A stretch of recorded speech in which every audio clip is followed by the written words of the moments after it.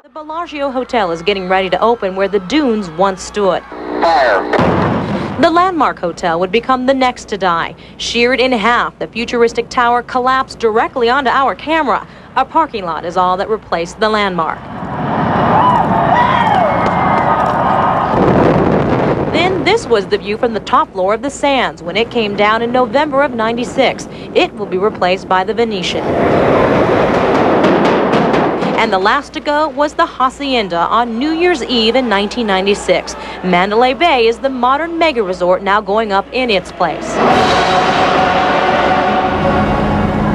That is the last to go until about 15 minutes from now, until the Aladdin goes down. Take a good look. This is the last time you are going to see it standing in the form that it's in today. Everybody's bragging about their camera angle. I think we really have the best, boy. I mean, we've got such a clear, unobstructed view of it there. And while the Aladdin may just be concrete and steel beams to the engineers who are about to blow it up, it is a lifetime of memories for many of the longtime employees. Yeah, employees like 20-year bartender Terry Jones, who has been a bartender there for 20 years. Let's listen to what he had to say. I was the Employee of the Month. Evel Knievel came in and autographed this personally because we were good friends. It says to my pal, Terry, are you nuts? That's what he always calls. Terry Jones still laughs at some of the memories and is touched by others. And here's one of my letters from one of my customers, and fortunately at the time her dad had just passed, and we were real good friends, and they sent me a letter and just to tell me about it. His Employee of the Month plaque is still shiny, and so is the smile in his official ID photo. But the Las Vegas native is also nostalgic. Yeah. I'm real sad because it was one of the last of the Vegas original hotels, and it's a beautiful location. It was a nice hotel. $3, baby. Terry managed to smile to the very end. Yeah, I don't know why. We caught up with him his last day on the job. It's gonna hurt because, this is like, my home, and I love the place. It hurts because you get to a point that it's not only a place where you work, it's like a part of your life. And I would go there sick. I would go there if I stayed up all night or something, went to a party, but I still would go to work because it was a part of my life. One devoted employee there, and you saw his Aladdin badge. He says he takes that around as he's looking for full-time work at other casinos at this point to let him know that he was let go because the hotel is being blown up. Nothing he can do about that. Right, exactly. No you can way. certainly understand the nostalgia. We're going to be back with you in a little bit, but let's take it 14 floors below to Robin Burke, who is standing by live at the VIP tent. Robin. Well, Allie and Mark, there are still a few Aladdin employees working right down to Implosion Day inside there in the VIP tent. And it's only appropriate that even in the end, there's a place for the VIPs. Back in the 70s, the opening of the tower was strictly a star-studded event. The Aladdin lamp, the signature of the new tower expansion, was like the grand opening all over again.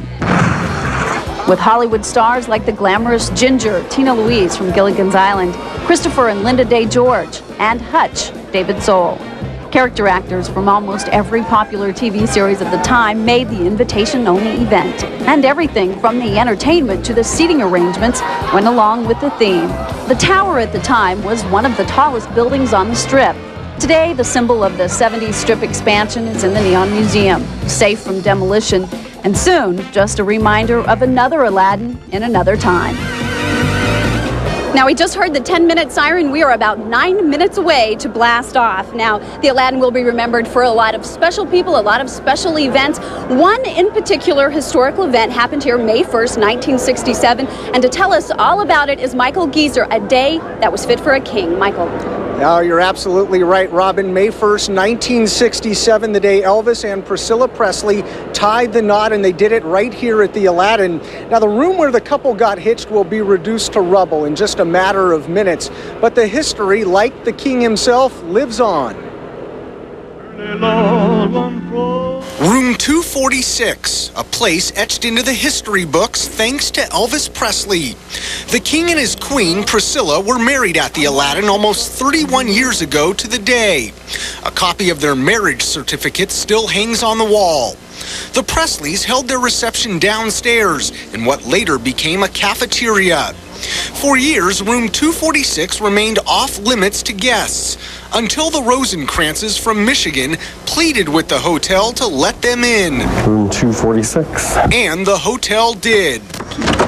In September of 1996, The Michigan couple exchanged vows in front of the same curtains and under the same chandelier as the Presleys. Oh, it's awesome. I get goosebumps being in this room. And just to be the first one to be standing in the same place as Elvis and Priscilla is just awesome. Original pictures of the wedding were still on the walls. We met a couple of these guys and talked with them. We go way into this Elvis thing, so we're not just making this up. I'm all shook up. Since 1967, the room was known as the Elvis Suite. It's been cleared out now and will soon become a memory.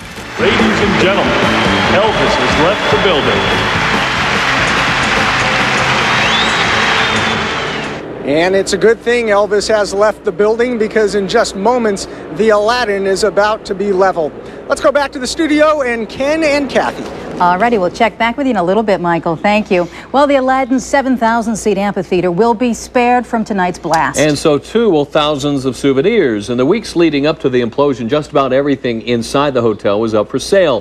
From chandeliers to blackjack tables, pieces of the Aladdin history are now scattered all over the world. News 13's implosion coverage continues in just a moment. Our special cameras are fired up and the countdown clock is ticking. Stay with us.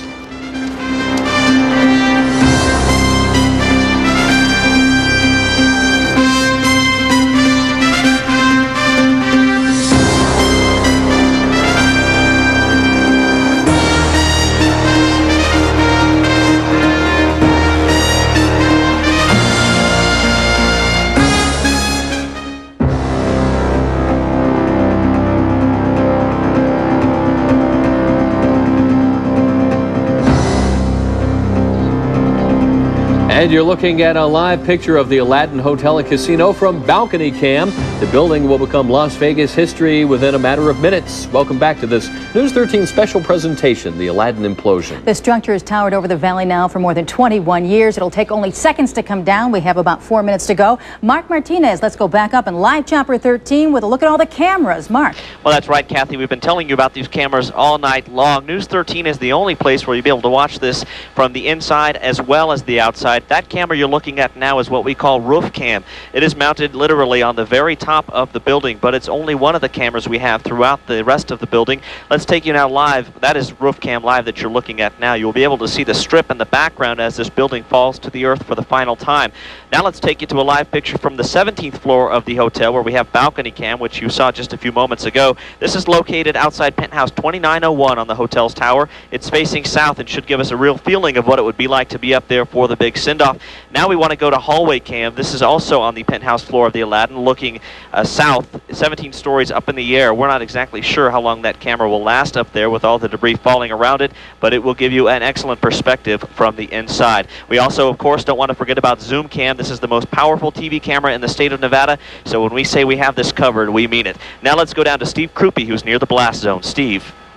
Mark, we are so far into the blast zone that they have now made us take cover in a low-rise building. That's our camera shot that you saw earlier. We left the camera by itself. We hope it survives the explosive force. The dynamite loaded into several floors of the building there. The implosion engineers are now talking to each other, making sure that everything is clear. They're checking their equipment. Also, a lot of security personnel are around here. A lot of Metro bike officers circling around the property to make sure that no tourist has wandered onto the property. They have checked the building to make sure that everything is safe. And there you see it. You can see that black stripe across the top. Dynamite is loaded into that area, as well as where the black stripe is down at the bottom. The base of it is just packed with hundreds of pounds of TNT.